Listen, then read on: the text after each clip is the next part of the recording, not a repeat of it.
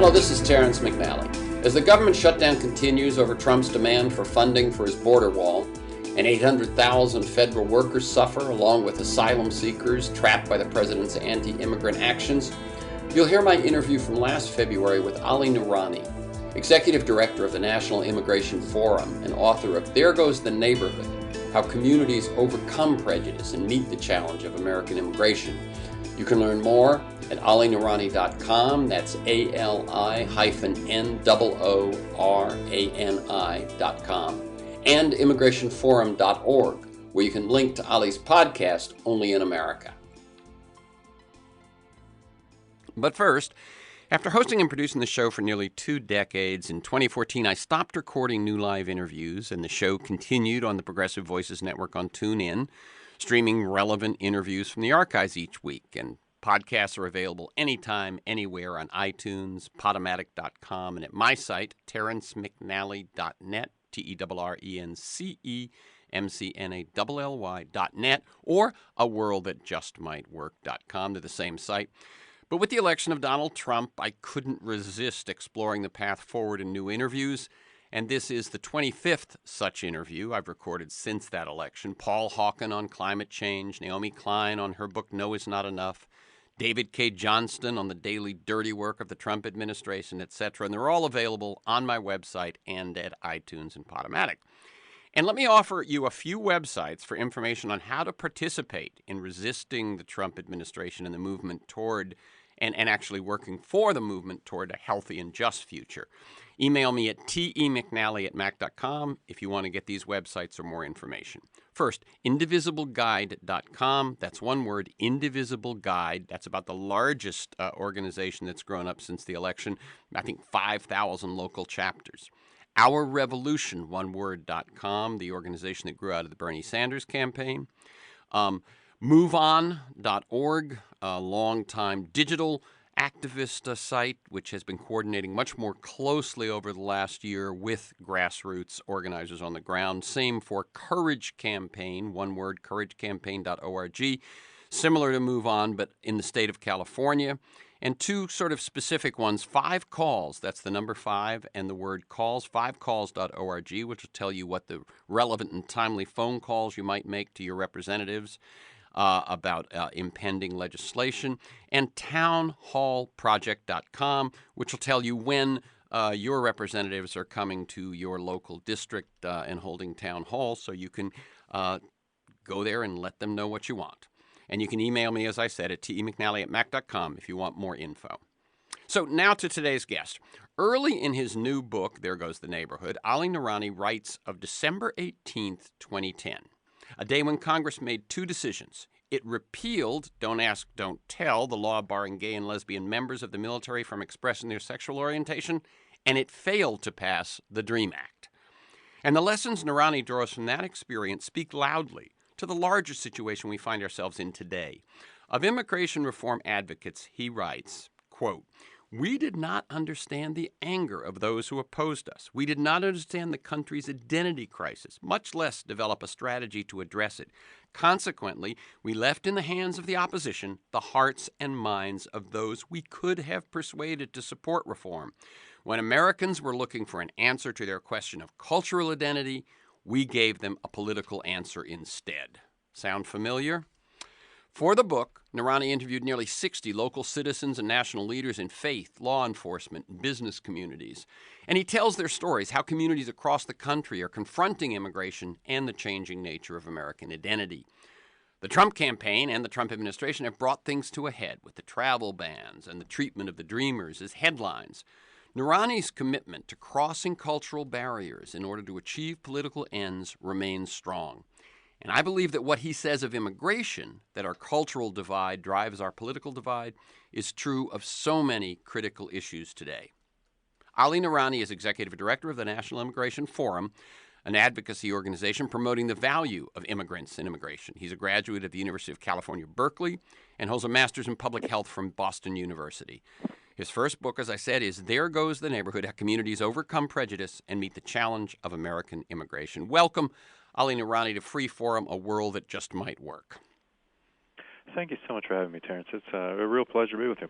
Okay, and let me tell folks, we are recording this interview on March 7th, 2018. Now, I like listeners to get a feel for the people behind the work and the ideas that we're going to talk about. So, Ali, how would you tell the story of your path to the work that you're doing these days? Sure. Well, my parents immigrated from Pakistan, and they ended up in the Northern California region. And I was born in Santa Cruz, California, of all places, and ended up really growing up in Salinas. Now, Salinas in the late 70s through the 80s and 90s really was a I would say it was a small city, about 60,000 people.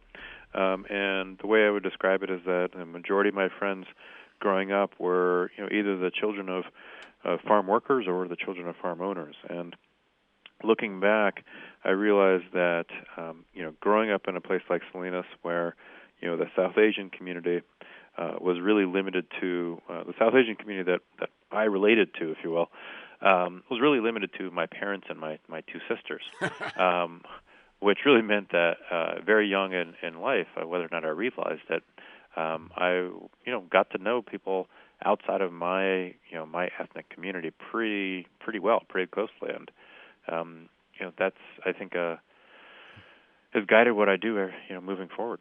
Mm-hmm. And you originally, as I said, you started out to work in public health. And what was it that led you to work in immigration? Well, I ended up moving to Boston for a master's degree in public health, and a couple of years after I got the degree, I ran community health programs for two large health centers in Boston, the Dorchester House Multi-Service Center and the Codman Square Health Center. And I remember pretty early on in my 3 or 4 years there, where we had put together a community meeting I think it was like a Saturday afternoon, and one of the health centers had a very large Vietnamese population. In fact, the other health center had a very large Haitian and African American community. But with Dorchester House, where the Vietnamese community really came for services, we did this meeting between some Vietnamese youth and an immigration attorney active in the city. And it was at that point where I realized there was something fundamentally wrong with our nation's immigration system, because in that conversation, I learned that many of these Vietnamese youth that we were working with, providing after-school programs, et cetera, they had, they're kids. They did something stupid. Let's say they got into a fight or something. Their public defender said, well, plead guilty and you'll get community service. Well, these kids, they came as refugees. They came as immigrants to the country legally. But as soon as they pled guilty to that, relatively minor infraction, they were deportable. Mm.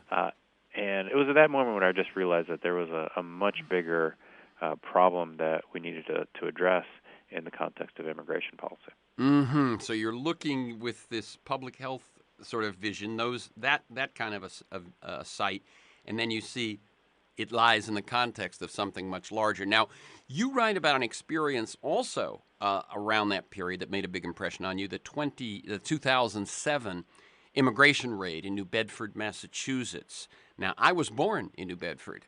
Really? Yeah, but I until I read your book, I only vaguely remembered hearing about this. Your ears prick up when they say, you're listening to NPR or something, and they mention New Bedford, but it had faded from my memory. This was pretty significant. Tell us about this and what impression it made on you.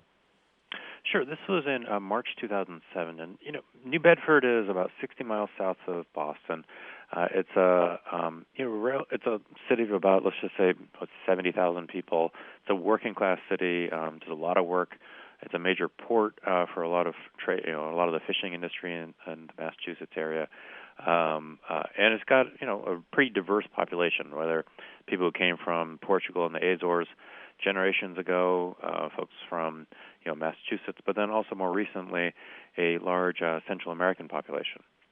So in March of 2007, the Bush administration conducted a large immigration raid, and this was probably the second high-profile immigration raid of the Bush administration. In this case, they detained and put into deportation proceedings about 360 Guatemalan workers who were manufacturing backpacks for the military at a factory in New Bedford. The Massachusetts Immigrants and Refugee Advocacy Coalition, the organization that it ran at the time, we worked with local organizations to lead a response effort.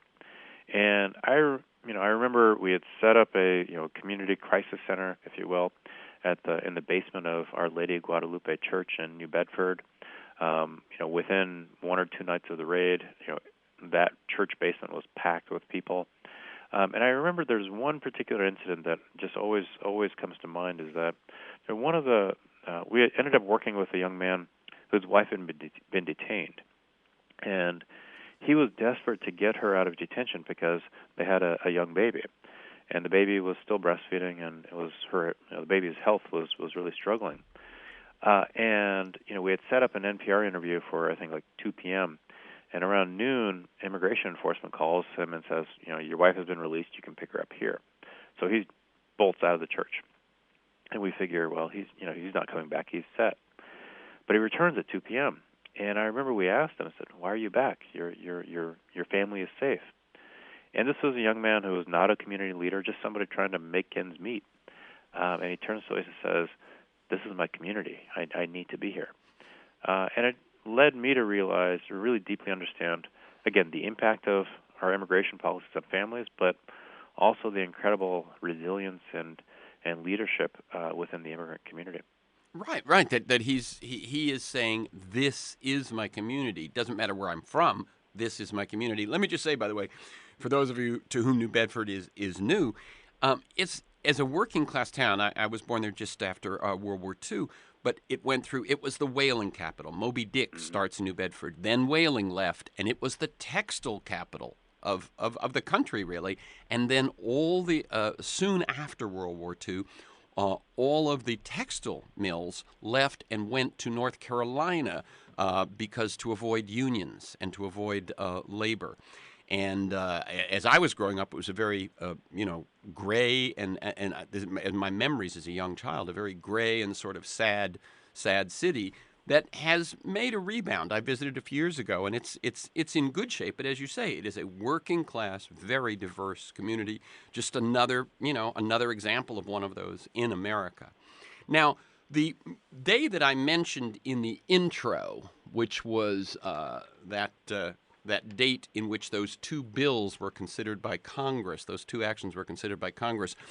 Tell us about that. You open your book with it because I think there's almost a direct line from that experience to this book. Absolutely. And the day that you're talking about is December 18th, 2010. And on that day, it was a Saturday, so the Senate was in a special session, or a unique session, I should say, and in the morning, the Senate voted to defeat the DREAM Act, and in the afternoon, the Senate voted to repeal Don't Ask, Don't Tell. And as I started to kind of think through not just the book, the book I started in 2016, but really on that day in 2010, that afternoon, I remember turning to a friend and saying, you know what, we're going to do things differently next time. And at that point, I wasn't quite sure what that meant, but I knew that there was something that we in the immigrant rights community had done very differently than those in the LGBT community. So I looked back over the course of 2010, and those of us in the immigrant rights community, we ran a purely political strategy. We looked at the midterm elections. We said, okay, Nevada and Colorado are key states. Let's make sure that we are registering and turning out Latino voters in those 2 states. Let's pressure Democrats and Republicans so that if we're successful politically, then there's an opportunity to move legislation. Well, we won the politics, but we lost the legislation. Those who were advocating for the repeal of Don't Ask, Don't Tell, over the course of that campaign, they never talked about politics. They never talked even about policy. They talked about what it means to serve your nation openly and freely, and really tried to convey a question of values to the American public. They successfully repealed Don't Ask, Don't Tell by a wide margin. So for us at the National Immigration Forum, we said, okay, we've got to figure out what is the cultural strategy to engage the American public on this question of immigrants and immigration. Because, yes, politics is a big part of this, but if we're going to get to a win, we've got to figure out how we are engaging this cultural debate. Okay, and that really does. When I said there's a direct line, I didn't mean that you set out to write the book that afternoon, but Right. that the notion, that pivot that you made of wait a minute, the answer is culture, or at least the context is culture, and the first step is culture. Politics will come later in this issue, and I believe, and tell me if you agree, that in this time of polarization, this may be true of a great number of issues. Oh, absolutely. I think if you're looking at issues around poverty, around climate, access to health care. I Even mean, these access are to guns. even access to guns. Exactly. I think that all these political debates, underneath them is a really, really deep cultural divide. And what are the strategies and what are the ways that we heal that divide? Okay, and let me ask you two questions sort of linked together. One is so at some point you do begin the book and you begin to there's a process that you take, and I'm not sure the process precedes the book or the book the process, but a process of engagement, as you call it, constructive engagement with people over those culture barriers to build cultural bridges. And when did you decide you were going to write this book?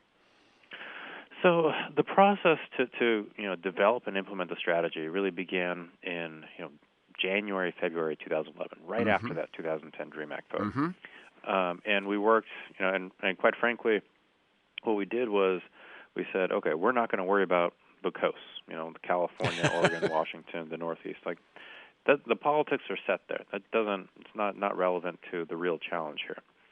Instead, we're going to focus on the Southeast, the Midwest, and the Mountain West. These are the three regions where you had the least amount of support for something like the DREAM Act. You had the highest number of adults who identify as evangelical Christian. You have the highest density of state and local law enforcement, and you have the fastest growth in the foreign-born population. So, Now, organizationally, let me step in for 1 second, because one thing that I think is surprising of those things you just mentioned was the last one, that among the South, the Midwest, and the Mountain West is where you have the greatest increases, percentage-wise, in foreign bomb population. Did that surprise you? it did, because at that point in time, I had focused really on this left-leaning, energize the base, mobilize the base strategy, and therefore you focus on communities that are progressive or left-leaning. As soon as we kind of got out of that bubble and started looking more closely at the conservative parts of the United States, we began to understand, okay, what's triggering this debate? What's triggering this tension? And to see just the enormous growth in the foreign-born population in the Carolinas, Georgia, Tennessee, through Kansas, number one, kind of led us to realize why business was moving to those regions, or young, fast-growing workforce, but also why these changes were triggering this really intense political debate in these conservative parts of America. So we had to figure out, okay, how do you work in those spaces? Because that's where the conversation is. Now, I'm guessing that my family now lives in the South, lives in Atlanta, and I believe Clarkston, Georgia, this little town right next to Atlanta, is one of the most, I think, has one of the highest percentage of foreign-born in the whole country. But the Mountain West, I mean, it has been pretty white.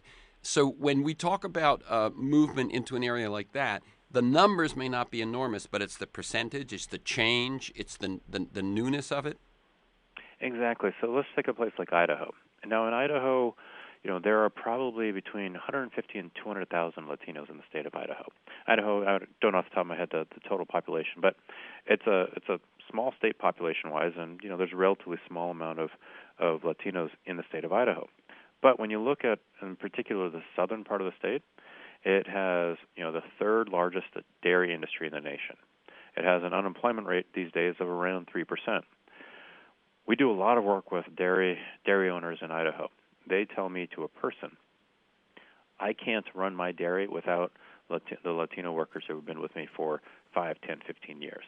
And these are dairymen who, in the next breath, will say, Mm-hmm. and I voted for President Trump because I think he's going to solve America's problems. Right. So there's this, dissonance between a dairy owner saying, this worker who I'm shoulder to shoulder with every day is keeping my family-owned dairy open, but then in the next breath saying, but I have this, I voted for a president who ultimately wants to deport that person.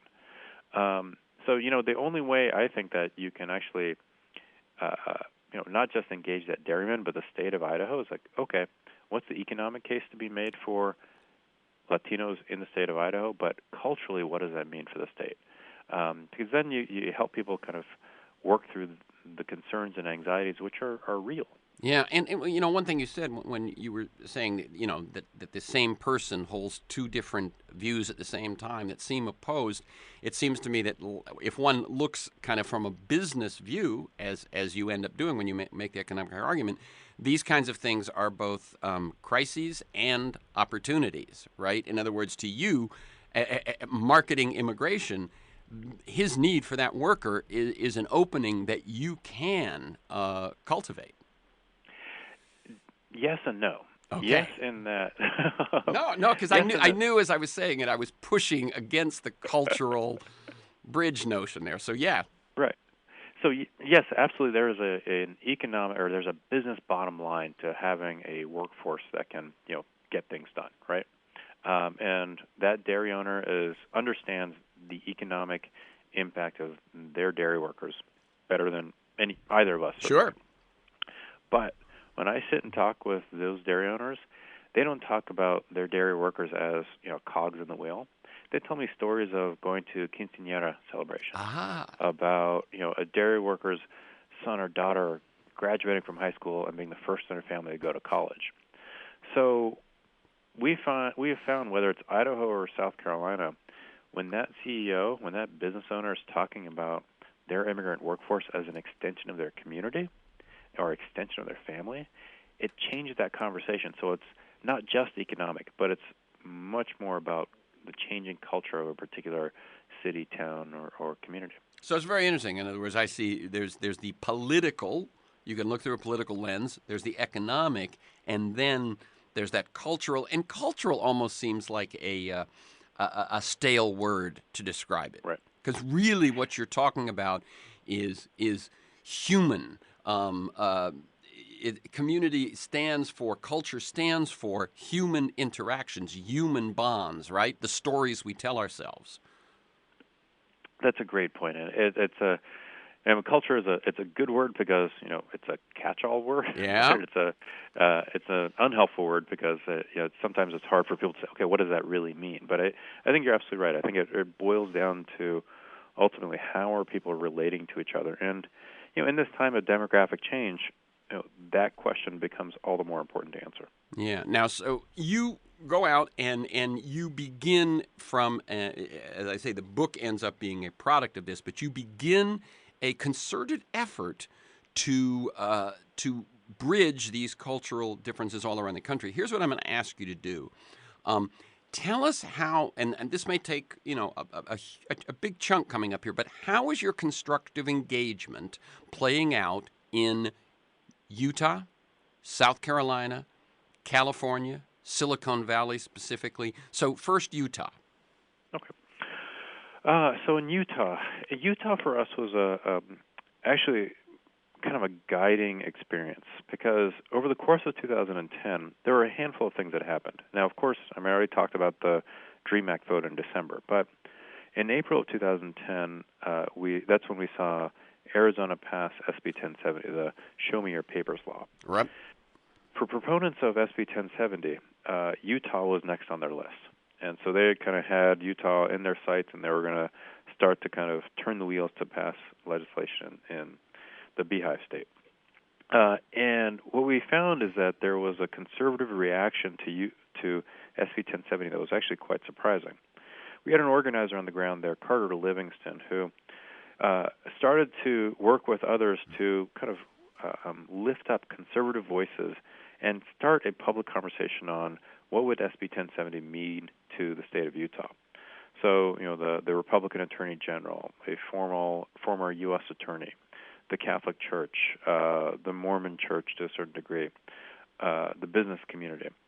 All of them started to kind of just, in essence, test the waters and start to make the case carefully of why in Utah, the values were different than in Arizona, and why in Utah the state always wanted to welcome and integrate immigrants and refugees. Over the course of the summer of 2010, 5 state workers took it upon themselves to send a list of a few thousand names to the Attorney General, the governor, and other law enforcement officials. And they made the case that these 5,000 names were undocumented immigrants taking advantage of public services. Well, in reality, it was 5,000 names with 5,000 Hispanic surnames, and that's it. And we did a press conference with the Attorney General and others, and I remember in the press conference, going into it, I kind of finally did some research, said, okay, who is this guy? Mm-hmm. And it was Mark Shurtleff, and the last time he was in national news, it was when he had tweeted from a execution, and he tweeted in favor of the death penalty. So I'm thinking, okay, got ourselves a conservative here. But he gets on the phone and starts to talk about the need for immigration reform, and a reporter asks him specifically about this list. And Attorney General Shurtleff says, well, this is not a blacklist, it's a hit list, and I'm going to do everything in my power to prosecute these individuals. So from my perspective, what it meant is that the law enforcement community, the business community, the faith community in Utah had developed a way to talk about these issues in a very, very contentious environment that were wrapped around Utah values. And that's continued to this day where the Salt Lake Chamber, the governor's office, the state of Utah has really emerged as not just one of the most conservative states of the country, but one of the states that really works hard to advance constructive policies and narratives around immigrants and refugees in the state. Let me just jump in for 1 second, and if I put myself in the position of that Arizona activist, anti-immigration activist who has passed 1070 and now is looking toward Utah, he's looking to a state that is highly, highly Republican, conservative, that was that had been very active or would turn out to be very active in the Prop 8 campaign in California against gay marriage and so on.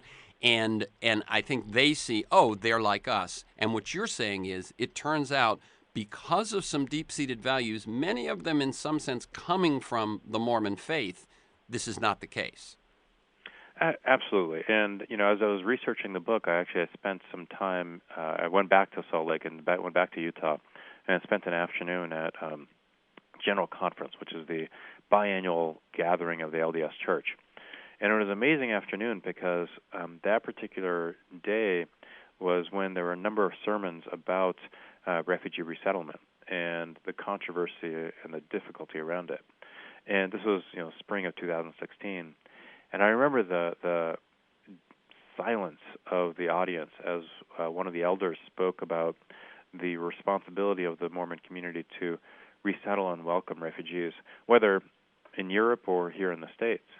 And it was just clear that, from a church perspective, and to everybody that they were communicating with in that room, in that auditorium, much less across the state and around the world, they were really conveying a sense that as Mormons, it's our responsibility to be welcoming the stranger. And that, that has just a deep cultural impact, again, across the political spectrum in the state. Well, it's, think about it. The Mormons were migrants. They left they start in the East Coast and they head west, and wherever they stop along the way, they are the stranger. And one thing that awoke me in reading your book was that I can't help it, but there's sort of, there's a stereotype that one has of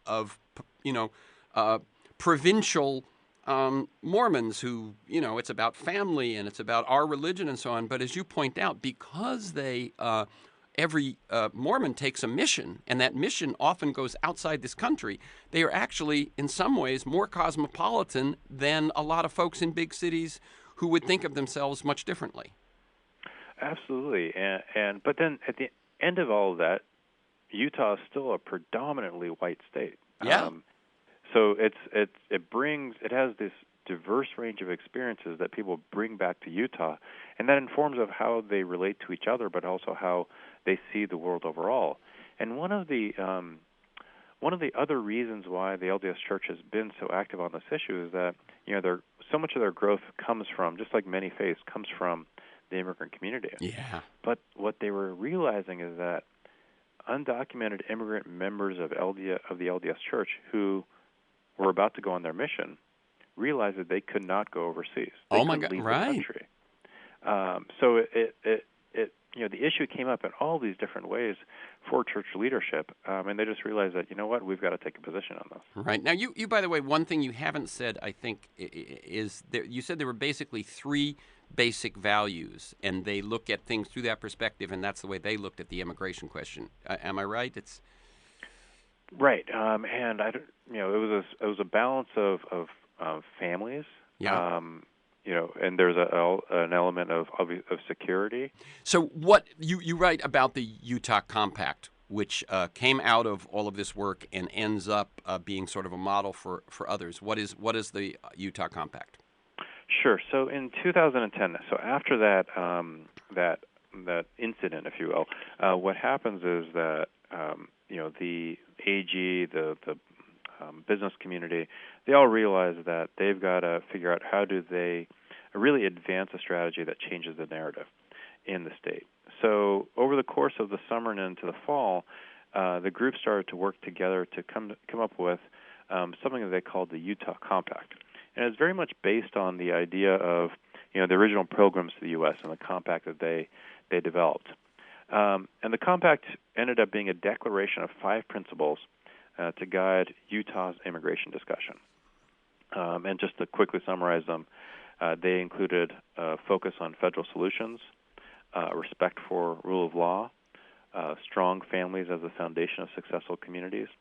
Fourth, from an economic perspective, that Utah is best served by a free market philosophy. And then fifth, that a value that they encompass as something that's as a free society, where immigrants are integrated into communities across the state, and that the state must adopt a humane approach to this reality. So this group was able to do through the compact is say, these are 5 principles that guide a discussion. They don't necessarily need to be or translated to legislation, but they're principles that, whether you're a policymaker, a press, or just a layperson, should guide the way that we are thinking about this really contentious question that is, at that time and obviously today, roiling so much of the political debate. Right. Now, by the way, that approach, and as you were listing those, if someone was listening for, well, wait, they're not mentioning immigration until maybe the last one. But as you say, if you establish a set of principles, then whatever issue comes before you, you have some ground and a perspective from which to approach it. And I always find that that even if someone also focuses on a particular policy, if you can start from principles, I think you get a much better chance of having a conversation and probably even being successful. This is Terrence McNally. You're listening to my February 2018 interview with Ali Noorani, Executive Director of the National Immigration Forum and author of There Goes the Neighborhood, How Communities Overcome Prejudice and Meet the Challenge of American Immigration. What happened in South Carolina? So sure, in South Carolina, I spent we've done a lot of work in South Carolina over the years, but I spent a handful of days there as I was doing research. And the Carolinas are really interesting because between South Carolina has seen the fastest growth in the Latino population, second only to North Carolina. So the state has seen tremendous demographic change. It's still, by and large, with the exception of a couple of urban centers, of still a very Republican or conservative state. And the way that I wrote it is that, as the textile mills moved from South Carolina to Mexico, it seemed that Mexico was moving to South Carolina. And that was partly because a BMW factory replaced the textile mills. Other manufacturers around that factory came into the state, and you saw a state that was able to continue to kind of thrive from an economic perspective and create jobs. So what I tried to do in South Carolina is really try to understand, okay, what does economic and demographic change mean to the culture of South Carolina? Because within that state, anywhere between 30 and 40% of individuals will identify as evangelical, and within that, even as Southern Baptists. So, when you look at the polling, when you look at the research, it is by and large the white evangelical community in the South that really struggles with this question of immigrants and immigration the most strenuously, if you will. So I spent some time, for example, interviewing leadership of the First Baptist Spartanburg, one of the largest Southern Baptist churches in South Carolina. Met with a couple of educators in the state, as well as a couple of families, all within the upstate Spartanburg area. And what I learned was that, from a faith perspective, this very conservative church was eager to continue resettling refugees from the Middle East, regardless of their religion. From a law enforcement perspective, there was tension in terms of enforcement of immigration laws, and that tension was playing out so that Latino churchgoers were afraid to go to church because there was a cop with flashing lights helping people park. And then from an education perspective, I really began to understand what was the power of schools, both for children and for adults, in terms of helping the immigrant community integrate, but also helping the state better understand what the challenges were that lay ahead. Okay. And then one that, you said you focused mainly on the sort of the red middle of this country, but how has constructive engagement played out in California? Sure. So in California, you've got, at least 5 different states, it feels like sometimes. Yeah. A lot of people will focus on kind of the San Francisco versus LA divide, but within the Central Valley, it gets politically and culturally pretty conservative. So I'll come back to Silicon Valley, but ended up interviewing Margaret Mims, who's a sheriff of Fresno County, born and raised in the area. Is the first female elected sheriff of Fresno. She herself was a Republican. And she told me about, leading the law enforcement community in Fresno County, but number one, making sure that her workforce was as diverse as the community that her workforce was patrolling. How her faith guided her values as the sheriff of Fresno County, but also as somebody who grew up working on the family farm. She sees herself every day as she drives through Fresno County and seeing immigrant families work on farms. And she said she always goes back to that experience of picking crops herself, and now seeing immigrant families do the same throughout Fresno.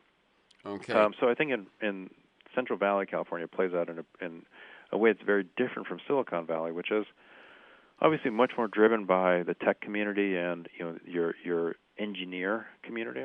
Mm-hmm. But even within Silicon Valley, these questions of documentation, whether you're dreamers or who are engineers, or dreamers' parents who are janitors, how do they fit into this ecosystem that is Silicon Valley? Right. Okay. This is good. I've got a sense of how you're reaching across and people are coming together. Let's take a few minutes here and let's just talk about the data. How many immigrants are there in the U.S.?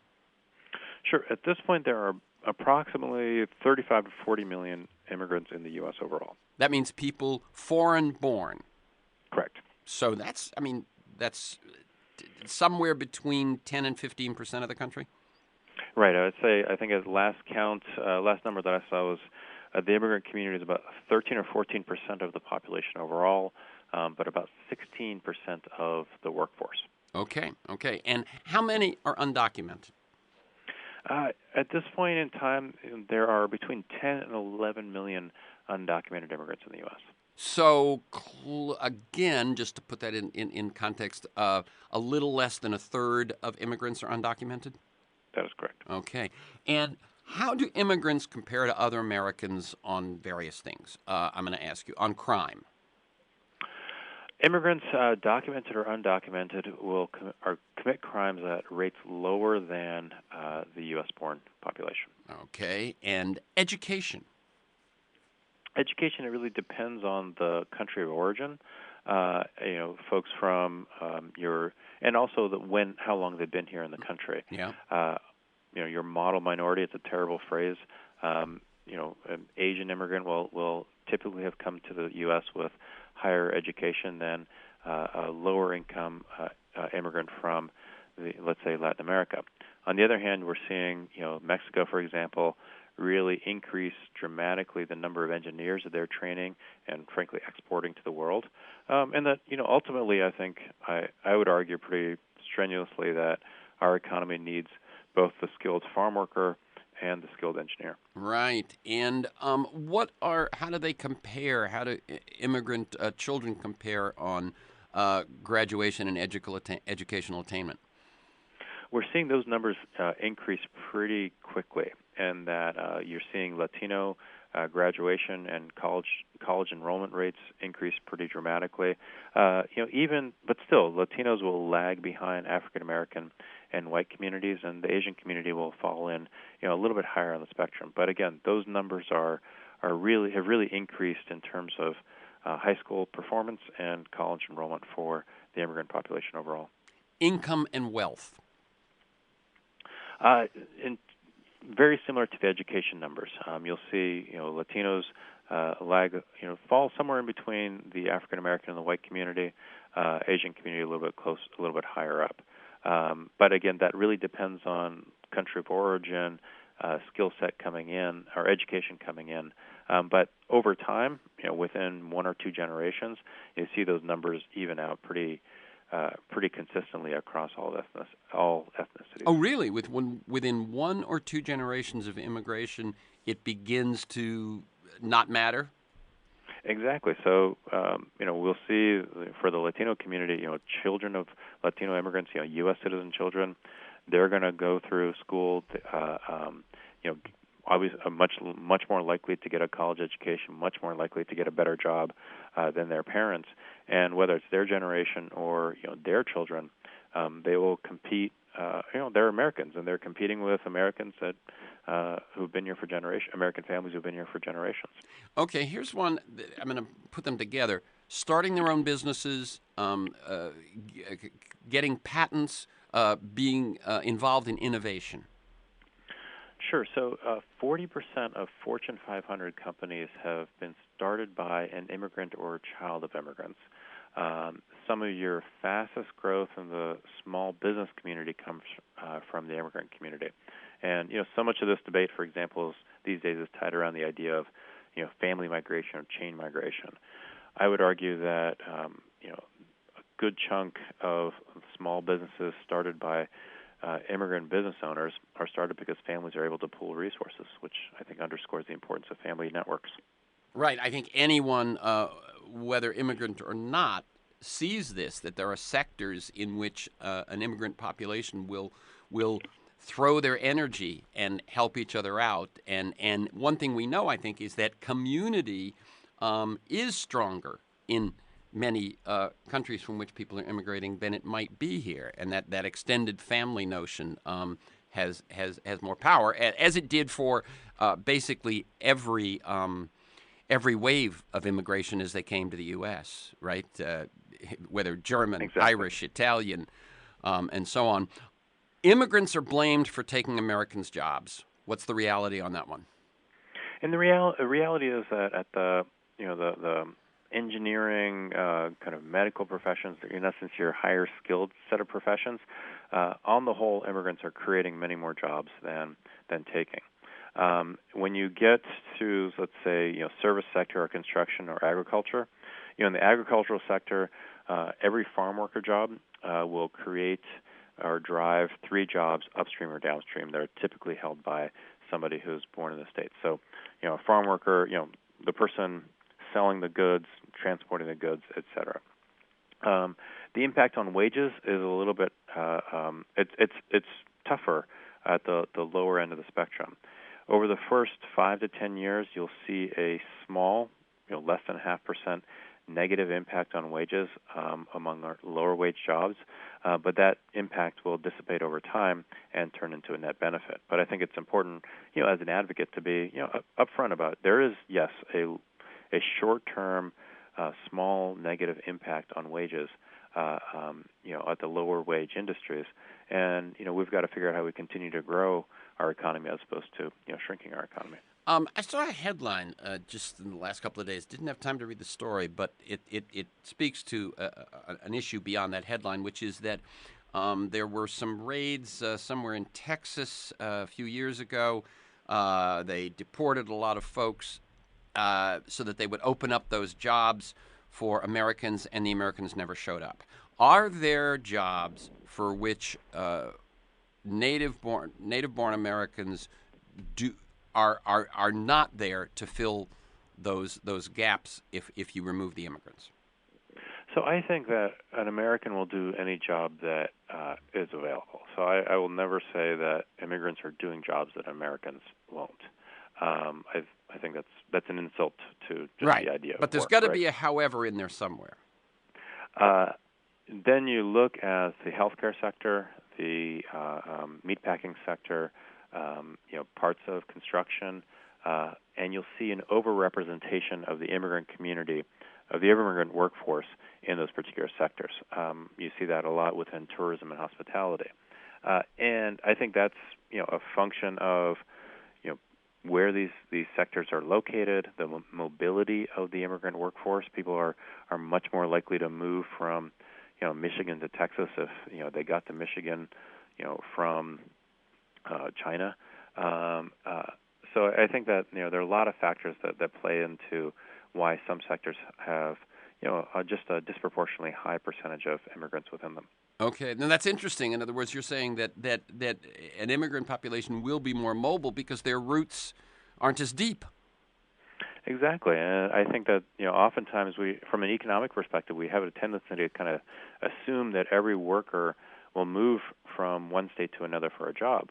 But if somebody's been in a particular state for generations, and this I think comes up a lot in the Midwest, where there's just this assumption that if hey, you're unemployed in Ohio, we'll just move to Arizona. Well, that's not the way that people operate. People, they're from communities. So, immigrants, their roots are less set. So well, they've already shown that they're willing to move.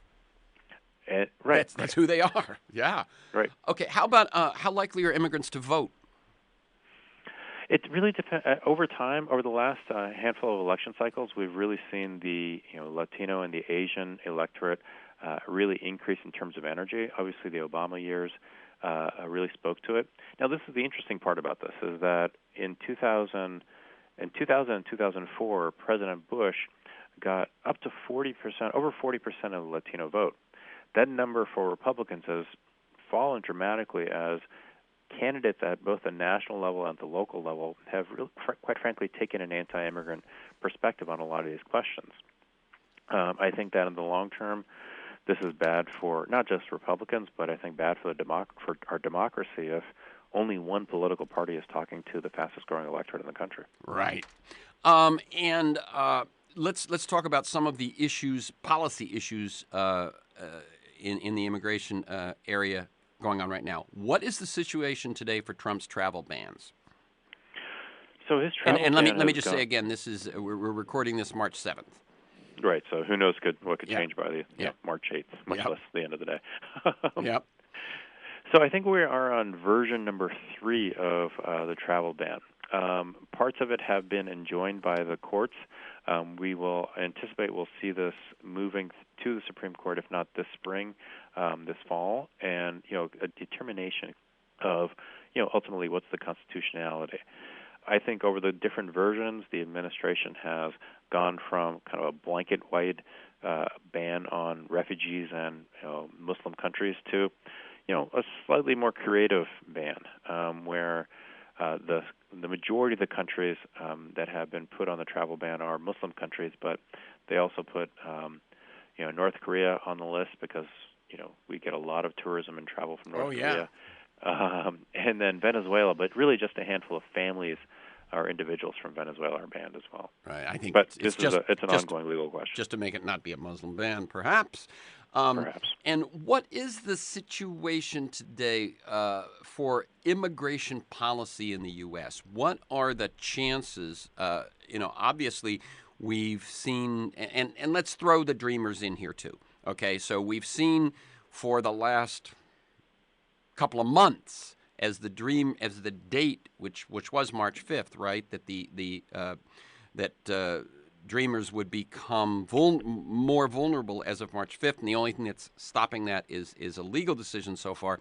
But we've seen, negotiations back and forth. We have a deal, do we not have a deal? So what is the situation today and your sense of what might end up happening with A, Dreamers, and B, the larger immigration policy? Sure. So now, just to kind of go back to the beginning of the Dreamer conversation, not too far back, but in September of last year, the president decided that he was going to end the program on March 5th. So he, in essence, gave Congress about a 6-month window to pass a legislative solution. In early January, a federal court out of California enjoined his decision and said that U.S. Citizenship and Immigration Services must continue to take renewal applications, not new applications, only renewals. Mm-hmm. So at this point, about 700,000 individuals have protection from deportation and work authorization through DACA. March 5th as a deadline has been punted, if you will, because the court case is going to wind itself, the case will wind through the circuit court and then probably get to the Supreme Court sometime this fall. That means that unless the administration figures out another way to end the program, renewal applications will continue. Congress, a couple weeks ago in the Senate, considered a handful of proposals. The proposal that got the greatest number of support, about 54 votes, was a bipartisan proposal put forward by Senators Rounds and Kuhn. The president, the administration's proposal, which was deeply partisan, yes, addressed about 1.8 million Dreamers, but also wanted to slash legal immigration by 40%, only mustered 39 votes. So I think that the market, if you will, the legislative market is really looking for a bipartisan approach. I think we are in a situation where unless Congress addresses this issue in the end of March omnibus funding bill, we're probably going to be looking at some sort of legislative solution this fall after the Supreme Court makes a decision. Right. So punt from March 5th, and because of the courts, holding things up, that punt can take us to the fall. But I can only imagine what it is like to be one of those people, and you're trying to make plans. You're trying to get a new job. You're deciding whether to marry. You're deciding whether to go to graduate school, and you have no idea what will happen in the fall. Now, I'm going to put this in a larger context. I have lamented for years the isolation and the disconnect on both sides, both parties, of Washington, D.C. and the Beltway from the actual people of this country, the human beings that they supposedly represent. And you tell stories of successes, conservatives or social conservatives opening, changing their minds about human beings who are immigrants or refugees. But here's my question. Can these successes, these human-level successes, tip the scales when gerrymandering and money in politics gives us representatives who do not so much represent the human beings in their districts as they represent the extremes of their political bases and their funders?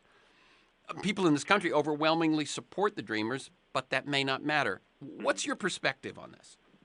Well, I have two things here. Well, first of all, I think that, as destabilizing and as awful this process for DACA recipients and Dreamers has been, and even for their families and their employers. And remember, over 91% of DACA recipients are currently working.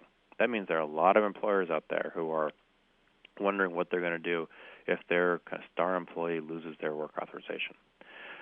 But one upside of this Dreamer debate is that I think it has led millions and millions of Americans to realize that their kid's best friend is undocumented. The family one pew over church is undocumented. The family down the street is a refugee family. And I think that this crisis, this political crisis that the administration has created, has allowed people to kind of have a better understanding of the immigrants that they and their families relate to. So that's, I think, a big plus.